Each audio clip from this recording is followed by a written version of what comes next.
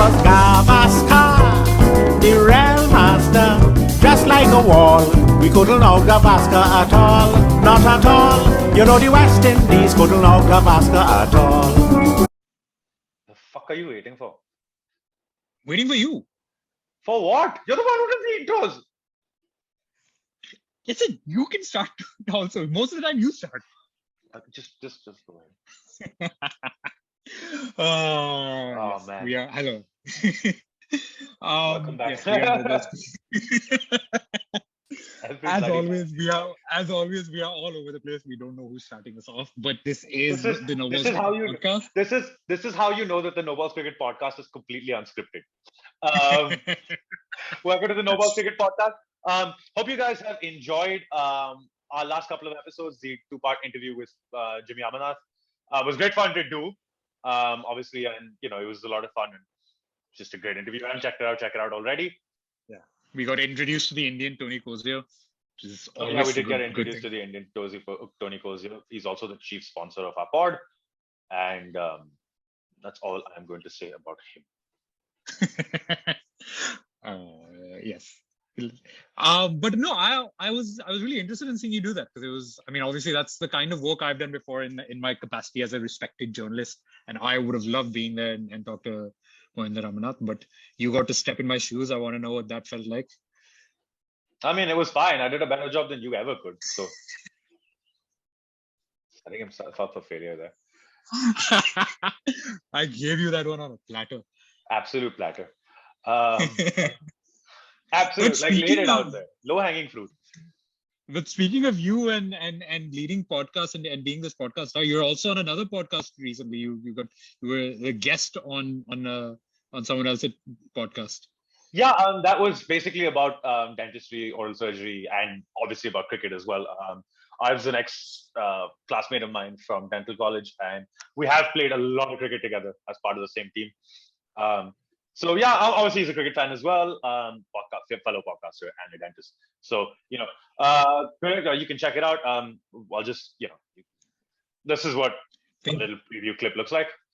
Someone asked me to do a root canal, I don't get excited. Someone asked me to pull out a cyst or something, my eyes light up. Yeah. Actually, at DY, we were under a lot of really good surgeons. Especially in Manchester, you see people wearing all sorts. I saw one guy walking down the street one day with a Liverpool shirt on, and I thought, how is he not getting beaten up? A baby pink one. Yeah, baby pink.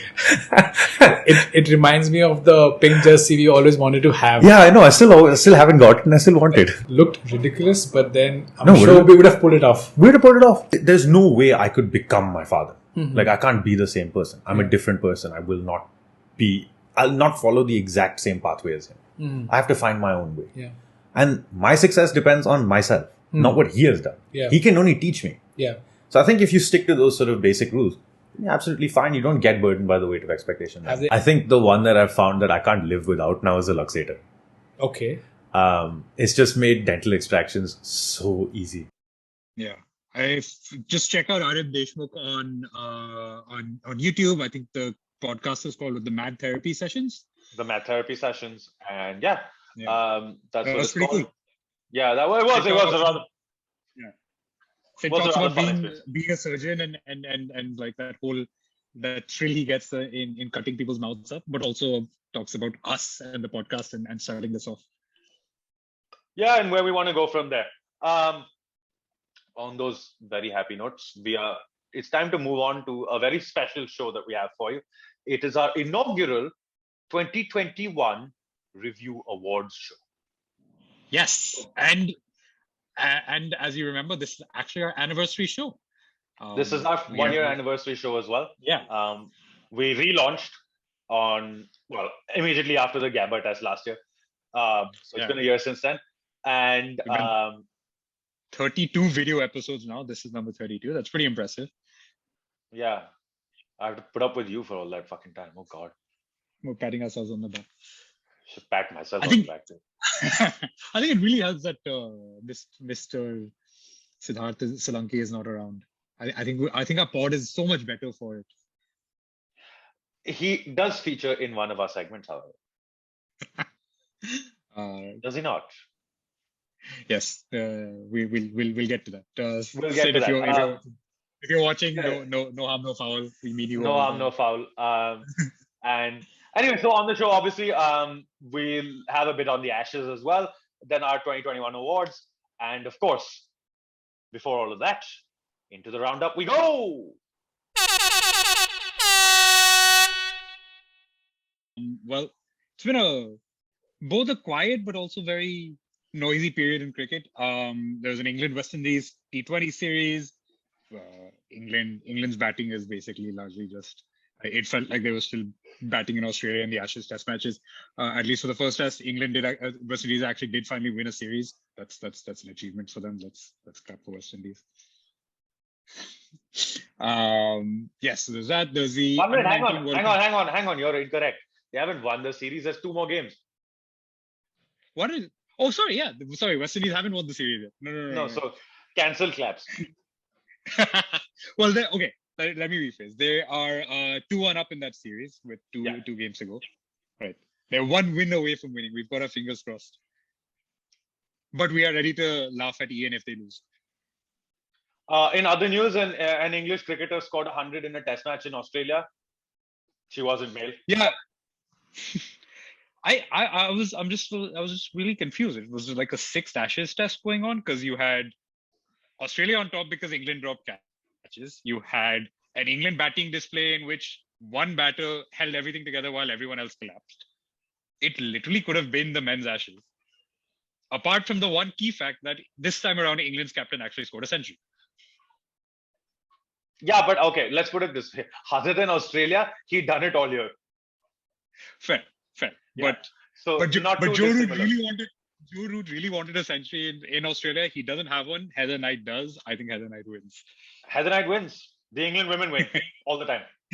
Well, I think compared to the England men, yes. I'm going to say I don't think they're actually winning this Test match. But no, of course not. But okay, let's put it this way. And Ms. Jimmy Amarnath did say on the interview that you could have mixed teams. But I propose something slightly different. How about we have England men versus England women? Bearing in mind that neither can bat. yeah, listen, the way the England women bowlers, like the swing they can get, like do you really want to see Rory Burns try like flail and struggle against Anya Sharpsole? Like, come on. What do you think Catherine Brunt would do to him? Anyway, actually, you know what? I would pay for that. I would pay to see Burns and Crawley try handling that level of swing. That's true. Heather Knight would probably manage James Anderson and Broad, so that should be fine. Right. Anyway, moving on. Jokes aside, the situation in that game is Australia have declared for 337. And England 235 for 8 at the end of the second day's play. So, but when we talk about one person holding that together, Heather Knight has 127. The next best score is 27, and that's come from the number 10, Sophie Ecclestone. So yeah, they really are up in a bit of shit shape there, England. Yes. And if they don't win the Test match, they lose the Ashes series. So it's as simple as that. Anyway, moving on. The under-19. We'll come to that. No, wait, hang on. We'll get to India last. Oh, okay. We'll lead into all the other. Okay, so just stop talking. Anyway, carry on. The under-19 World Cup is going on. It's been a little bit of a crazy thing for India because they had this huge COVID scare where they were only actually able to field like 11 players or 12 players, I think, at one point. They also absolutely thrashed Uganda, but that's not a surprise. But yeah, so now big news is Afghanistan beating Sri Lanka to reach the semifinals. Australia also in the semifinals, I believe. Mm-hmm. As are India. I can't remember what's happening in the 4th quarterfinal. In other news, in the plate game, the West Indies, I think, got absolutely battered by the UAE. Oh, right. So let's not forget that. And sorry, I forgot. It's England who are the other semifinals. England, India, Australia, and Afghanistan. So that should be fun. Ending the roundup on a little bit of a somber note. I don't know if anyone, most people who are cricket fans would have seen this news, but it's a bit of a crazy story that happened with Brendan Taylor. The ICC banned him for 3.5 years earlier this week for failing to report a bookie's approach. But what made it a little crazier as a story is that he came out before the ban was officially announced and sort of detailed what happened. He effectively met some people who then like got him into doing cocaine once, took a video, and then used that to blackmail him into fixing something. He didn't actually fix anything, but he also waited 6 months or something before reporting this whole incident. 3.5-year ban. Well, he has stopped playing international cricket anyway. It is a little freaky because we don't know the circumstances, but Heath Streak, who also, Zimbabwe legend, has also had a similar issue with being banned because of some connections to fixing that aren't really clear. So it's blatantly obvious here that there's a team of Indian bookies that are hellbent on getting into Zimbabwe and making some money out of it, and not paying the Zimbabweans. So anyway, that's something for the ICC. It's a bit of a harsh ban, yes, but I have to say that I think he willingly went into that sort of almost knowing. So while I do have some sympathy for Brendan Taylor for the situation that ended up getting into, I don't have any sympathy for him actually going for that. So, it's a bit of a little bit of, I think it's a mix of like just being a little naive and then between that and being caught in the wrong place at the wrong time. Combination of a lot. And last but not least on the roundup, India lost a ODI series to South Africa 3-0. We blame it on the lack of part-time, nothing else. If anyone's seen, no one's seen Sid tweet because it's probably like 10 minutes ago. But he thinks that our biggest problem is that our batters can't bowl. I promptly reminded him that the last time Rohit Sharma tried bowling, he literally fell over. See, look, now we have some legends in that crew. We have Rohit Sharma who falls over. We have Virat Kohli who, someone please explain to me what that, just craziest action. The greatest action I've ever seen in my life. But we should remind you, when he was in the Under-19 World Cup, he actually took the wicket of someone none other than Kane Williamson. While bowling. But anyways, on a more serious note, South Africa were brilliant. Their spinners actually outbowled the Indian spinners. Obviously, flawed selection from the Indians. Let's not really go into what we think should happen in the one-day team. And the squad that's been announced for the West Indies series has actually, everything that we've been thinking has been put back in place. Yeah, it's kind of... in fact, the biggest story is that Kuldeep Yadav is back, but we can get into that squad a little bit more. But South Africa series is just like muddled. I mean, obviously, Rohit Sharma was a huge miss because he was injured. KL Rahul, when he opens in one-day cricket, he's a little too slow. Also, we have this annoying issue with Indian cricket where everyone who feels any sense of responsibility then bats really stupidly. So you've had all the criticisms that Rishabh Pant has to bat responsibly. So that means he should be striking at a strike rate of 70 for as long as possible. Hold on. Slow down. You actually feel that, hang on, Rishabh Pant has to bat with a sense of responsibility. Hello. I'm not saying this. I'm saying all of our genius Indian commentators, people like, led by someone like Sunil Gavaskar, is like, Acha, you have to be responsible. You have to bat responsibly, all of that. And it just neuters our best batters.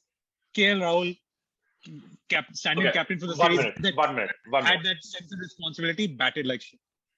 We've seen him when he's captain for Punjab, he bats like shit.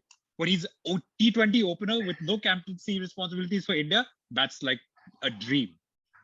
Okay, so first let me address Sunil Gavaskar. Okay, and I say this with the utmost respect. Sunilji, we love you. You're an absolute legend. But trust me, after your performance at the 1975 World Cup, whatever you have to say about one-day cricket is just completely moot. I was seeing forget 1975 World Cup. Even the highlights we looked up for as part of this, part of the Mohinder Amarnath interview. Like, I'm sorry, the way he got out in the semi-final and the final, he's like poking outside off. That was Can you imagine if he were commentating on that shot? Yeah, Sunny commentating on his own shots. That should be, I swear to God, oh my God, that would be such a fun YouTube video. That would be a fun YouTube video. So yeah, we're putting our hands up for that. Anyway, coming back to Indian cricket. I think KL Rahul is a very timid captain. This is one of the one place that I actually agree with Sanjay Manjrekar. But I do think he gets a bit overawed by it. He feels a bit timid, and he's not the greatest tactically. And it does start to hurt you. He's a timid captain. We've seen it for Punjab. We're seeing it for India. So I think the problem is not that he's a timid captain; it's that the captaincy makes him a timid batsman. Which is no, which is I'm saying it's a bit of both. I think he just becomes timid all round. Thing is, I don't know. I don't think I can judge his captaincy because honestly, these days it's never really like about one person. All the tactics and strategies are usually so well thought out by your coaching teams, along with the captain, obviously, that it's largely a matter of executing strategies rather than like coming onto the field and figuring out what to do. Which is what it used to be earlier. Anyway, can someone please tell Kohli that you can get to 100? Like, I think he's forgotten now. Top past 50 twice, gets out. Someone showed me his ODI numbers in recent times has actually been really good. It's just that they've not gotten. There's not a single century in any of them. There's just a bunch of 50s. Yeah, exactly. There's just been no hundreds. That's the only issue. It's a bunch of 50s. Anyway, that's one issue. The second thing is, and on a serious note, we'll end the roundup and then move on. But is this the last we've seen of Bhuvneshwar Kumar in the Indian one-day setup? Because Deepak Kar came in the last game, and he he did the Bhuvi job, but he also batted. I really think it might be. Bhuvi, I don't know if he's lost confidence because of his injuries or it's just a lack of form because he's had such big gaps between playing. I don't know what it is, but it really might be the end of him, which is sad because when he came on, he was a beautiful bowler.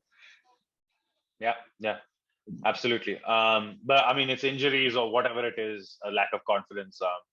It's a shame. I don't think it. Okay, maybe saying that it's going to be the last of him in an Indian one-day shirt's a bit harsh because he can come back, obviously. And he is still young. He's on the good side of 30 still. So it should be interesting to see where he goes. Unlike the two of us. Doesn't bother me. I mean, I don't know what you mean by the bad side of 30. So, well, in terms of cricket, the wrong side of 30. That's it. Right. Yeah, that's our roundup, guys. We are now going to move on. We will discuss England in Australia for a little bit.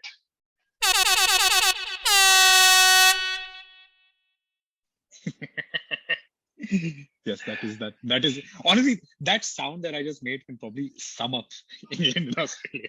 No. What sums up England in Australia is I was on holiday and I went back home to Bombay. So I'm sitting in the dining room having dinner with my father, right? And this entire little conversation sums up everything that happened during the Ashes series. Oh, Sid, England are playing Australia tomorrow. I'm like, yep. He's like, oh, good. Okay, so they'll be all out by lunchtime. And guess what? They were. We wake up, and by lunchtime in India, guess what? They're all out.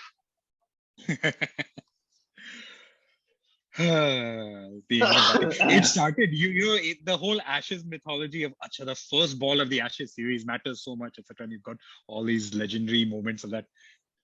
Mitchell Starc, leg stump half volley, not even a good ball, a trash ball that any good batter should be sending to the boundary. Somehow Rory Burns plays all around it, misses that, and I know first ball of the series. No, but the thing is, honestly, at this point, Rory Burns is a meme for everything that is wrong with England. Okay, you can literally convert Rory Burns' meme to sum up the English batting, Boris Johnson, their response to COVID, the Tories in general, and so on and so forth. It is Brexit. How could I forget? Is this your one political statement for the episode? No. That only applies to India. I'll get to that though. That's a bit later on in the piece. Anyway, Burns' meme-worthy dismissal of getting bowled around his legs basically summed up everything that happened in that Ashes series. You literally could not watch a single ball. and you would know that that result was it. Oh, by the way, you did get it right. It ended up being 4-0. Yeah. Yeah. So congratulations. It Since was a Thomas close was one wrong thing. for once. England went into the final innings of the final test with a chance to win and prove you right. But of course, it's England. Oh yeah, they were what, 80 odd without loss, and then they collapsed and get bowled out Yeah, for geez. 130. Yeah, somewhere 62, I think, was when the first wicket fell, and they were chasing 220 something. Yeah. But I mean, okay, look, let's put it this way. Australia are not a great side. To lose to them that badly just shows how poorly prepared they were. Or rather, how poor their batting is.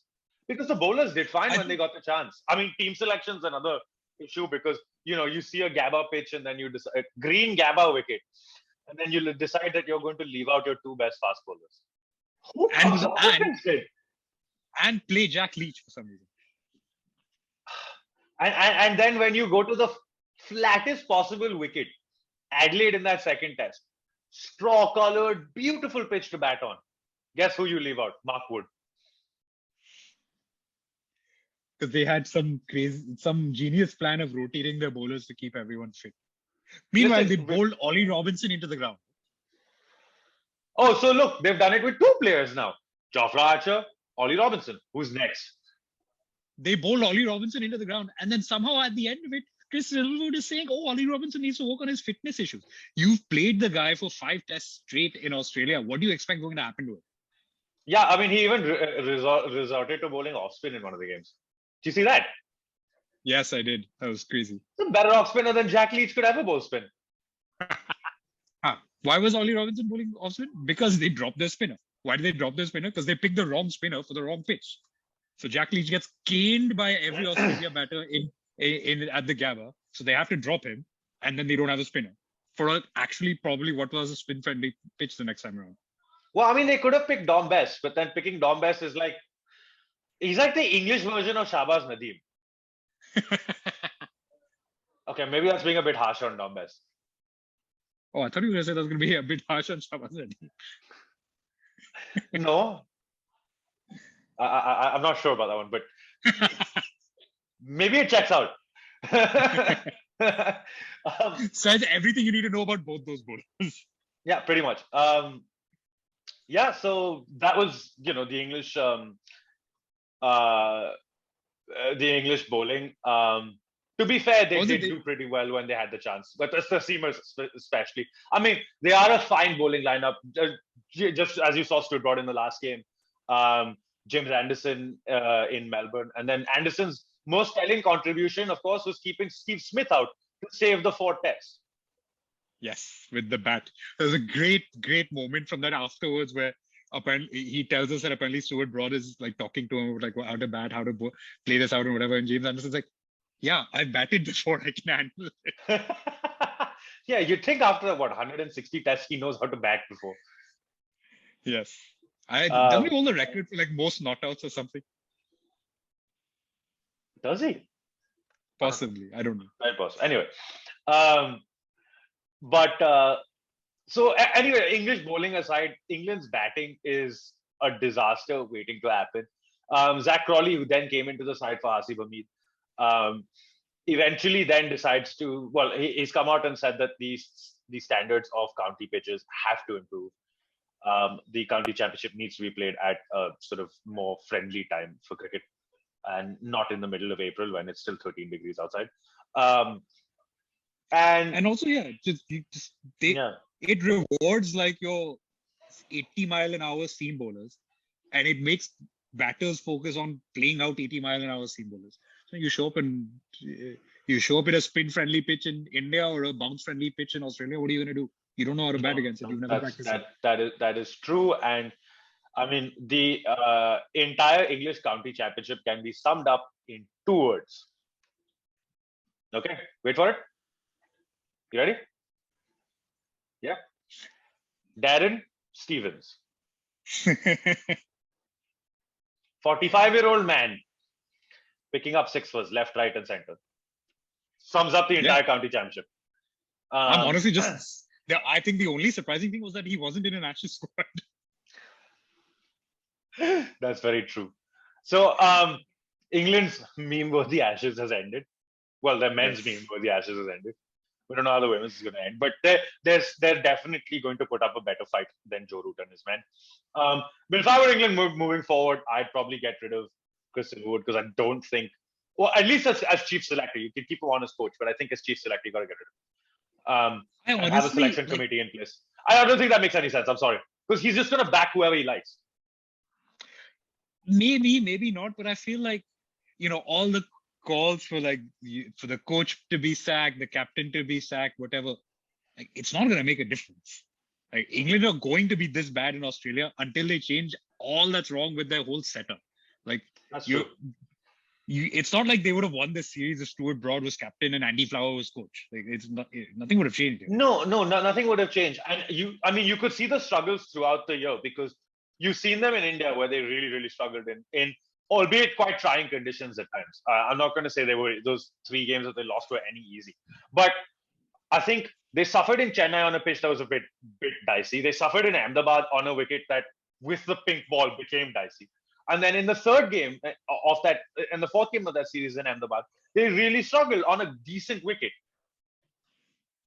But it's also England players playing in India has always largely been a catastrophe over the last 20 years, apart from one famous series. So that's not that much of a surprise. But actually, I suppose you say the same thing about Australia. England players failing in Australia has been true since God knows when, apart from one famous series. Well, since 2010-11 when they won the Ashes. But even before that, they used to be quite. No. They used to be shit on their tours. That's literally that one series they won. No, well, I'm not saying no, but the thing is, the big difference between those tours throughout the 90s, right? Where you look back, they've won Test matches. Okay, maybe they haven't won the series, but they haven't got obliterated inside the space of like the blink of an eye. I mean, they lost the Ashes in 11 days. 11 days. They literally, were it not for that 4th test being rain affected, this would have been another whitewash. Yeah, for sure. And I mean, they were so poor, it's unbelievable. And the thing is, it goes back to the breakup of Andy Flower's great side, which was a great side. I mean, you don't win in both England and Australia. In India and Australia, if you're not a good side. Yeah, for sure. But that side was much better. Much better. No, absolutely. But you still have people from that side. I mean, Joe Root made his debut in that series in India. You had people like James Anderson, Stuart Broad are still there from that team. So you're looking at it and thinking, from that point forward, they have played 15 test matches in Australia and they have lost 13 of them. Yeah. 0 wins in 10 years. 0 wins. And to be honest, it would have been 1 draw when Alistair Cook decided to back till Kingdom Come in Melbourne on the last tour. Had it not been for rain in Sydney, they would have lost that as well, and it would have been another whitewash. Yeah. So I think they've consistently struggled in Australia. I'm not saying it's easy to win in Australia, but India proved that it can be done. And forget easy to win. It's not easy to win, but you should be able to compete. You should be able to put up a show where it's like, okay, we're not completely outclassed. Like you said, this is not a great Aussie side. It's not like your Warren, Steve Boyer with like McGrath and Warren and that crazy batting lineup. This side doesn't really match that. This side should not be beating any team 4-0 or 5-0. It's not that good. But England show up and they're genuinely that bad. But that's English cricket, as I feel, that Test cricket is at its lowest point it's ever been in a long, long time. Maybe since the late 90s, when they literally dropped to the bottom of the Test rankings. But they just about competed with India at home. We're still ahead in that series, mind you. Right? And even that, so you look at that Test series, the first Test, India should have won. It got rained out. India won 2 of the other 3 tests, and the only time England have won a test is when it was a green top and a rainy, cloudy day in Leeds. It's like there are only specific conditions, even at home, that help England win. Every time it gets a little bit flat, they don't have the players to deal with it. Anyway, that's the Ashes for you. England's absolutely meme-worthy tour. And it can be headlined by 2 things, of course. Why am I thinking of Joe Denley for some reason? No, Rory Burns losing his leg stump on the opening ball and Joe Root getting hit in the in the crown jewels about 15 times. Fair play to him to be able to laugh with Mitchell Stark about it. Every time. Every time. Anyway, Uh, that's the Ashes for stat you. of the Let's- year. Stat of the year. No, I have to do this once because it's Yeah, just go one on. little Go one on, more go on, dig go on. to take. Sorry, England has a sorry, record- hang on 1 sec before you do that. Stat of the year sponsored by Chopta Chidinho. Whenever he does come back on the pod.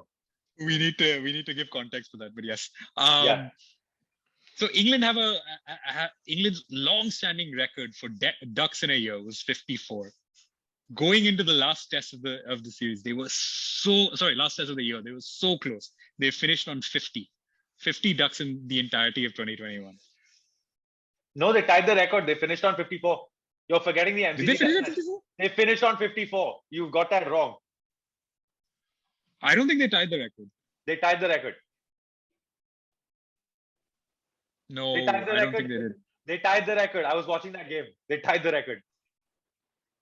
I'm pretty sure they fell like 1 or 2 wickets short. They tied the record. Oh no, you're right. Sorry, I'm checking. Yeah, England I'm scored a telling you, I record. was watching that game. They Record tied the equal- record. There we go. Okay, sorry. Well, let's start over. Stat of the year, sponsored by Chopta Chudinho.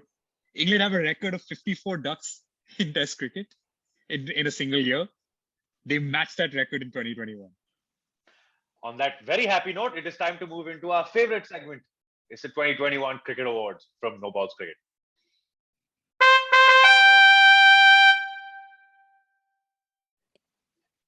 Our whole year roundup in meme format. In absolute meme format. Okay, where do we begin? Where do we begin? Let's start with our favorite batsman of the year, favorite batters of the year, favorite batting of the year. And the award goes to, drumroll please, England's batters in Australia. England's batters in general. 54 ducks over Yes. the year. A meme-worthy piss-poor performance across Test cricket, from India to playing at home against New Zealand and India, and then of course the just disaster that was the first 3 games of the Ashes, which they ended up losing inside 11 days and handing 5 first to Jai Richardson on a comeback and Scott Boland on Test debut. Scott Boland, the hero of Melbourne. I think all of this so best summed up by Johnny Bairstow being completely worked over by Akshay Patel in India. And yeah, somehow Bairstow ends up with being the only Englishman to score a century in that series. In Australia, yeah. In the Ashes. So Yeah. he wins the award for best of the shittest. So congratulations, Johnny Bairstow. Right. Favorite bowling performance of the year. Also won by an England cricketer. We're gonna stick with England. Joe Root. Yeah. in Joe Ahmedabad. Root. 5 for 7 against India and Ahmedabad. What a performance. He's still their number 1 spinner in Test cricket, no matter what Jack Leach has to say about himself. Out-bowled Moeen Ali, the great spin hope. I kind of feel bad for Moeen Ali, but yeah. Out-bowled Moeen Ali. So England win the award for batting of the year. They also win the award for best batting collapse of the year, getting bowled out for under 100 in both innings in Ahmedabad, losing a match inside 2 days. That was ingenious. That was just brilliant to watch. So again, congratulations to England for being the shittest batting team on the planet. May you carry on your grand tradition of being rubbish. Right. Now, on to some more fun stuff, shall we? Let's go for it. Moving away from England. Our inaugural No Balls Cricket, because it's our 1-year anniversary, our inaugural No Balls Cricket Stump Mike Awards. And we have 2 winners. Number 1. I'll let you. Actually, you want to do the second one? I'll do the second one. In which case, the first one goes to Rishabh Pant, who has been regaling us with tunes left, right, and center while behind the stumps. Well, I say regaling us with tunes. It's literally just one tune, quite often. and then, of course, the howl, the wolf. Yow!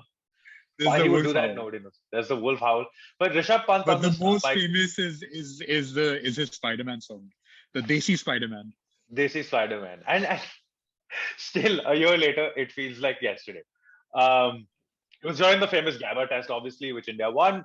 Washington Sundar was bowling, and Rishabh Pant is like, "Washi, web pickle, web," and then he just starts singing, "Spider-Man, Spider-Man, तूने चुराया मेरे दिल का चैन." Like everybody knows that song.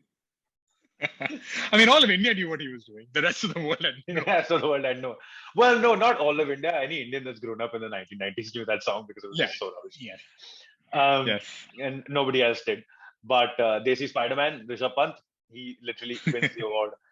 Our first ever Stump Mike Award. The second one is an all-around good guy, the only Aussie that we actually like. His name is... Take it away. Manas Labuschagne. Oh, Manas, well played. And that's not somebody speaking to Manas. That is Manas speaking That's to himself. Manas speaking to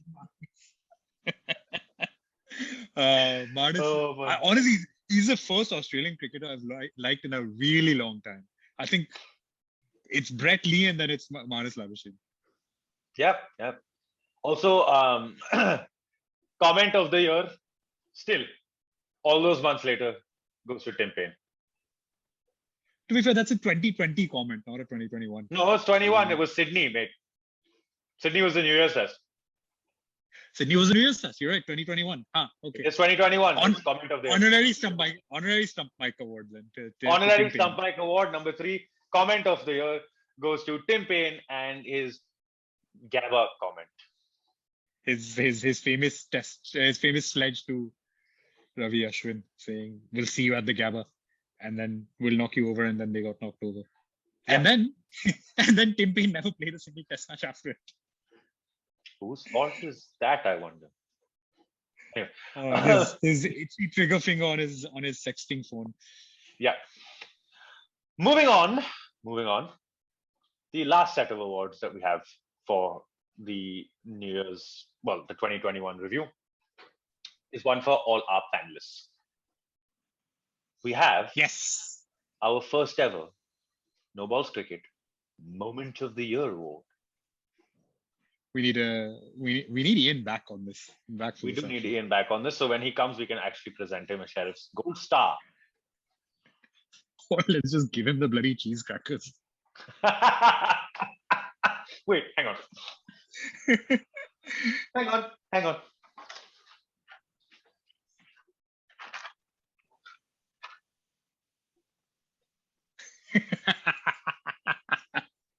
Anyway, for anyone who hasn't watched, who has no idea what we're talking about, our moment of the year for Ian at least is Ian signing off of an episode by holding up a chips packet and saying, "Say cheese." On that very happy note, it is time to end. If you are watching us on YouTube, please like, share, subscribe, and don't forget to say cheese. I meant to say hit the ghanta button, the bell button, the bell icon, whatever you want to call it. But really, cheese. Say cheese. And please, because apparently remember. we are taking photos. We have FBI powers. Yeah. That was a packet of cheese. It's not even regular chips. Yeah. But Ian's signature sign-off saying cheese has become part of No Balls Cricket's outro essentially for the last year since that comment. So Dr. Ian Jagan, winner of the first ever Comment of the Year Award, Moment of the Year for No Balls Cricket. And on that very happy note, it is time to end. We move on. We do have to pay one last very special No Balls Yeah, we do. Before we do that, we have to give a very special No Balls tribute. You are right. It is a No Balls Cricket Genius Achievement Award for basically being the reason this pod exists. Yeah, just basically being the reason this pod exists. I will take you back through grainy footage and no video to the year 2018.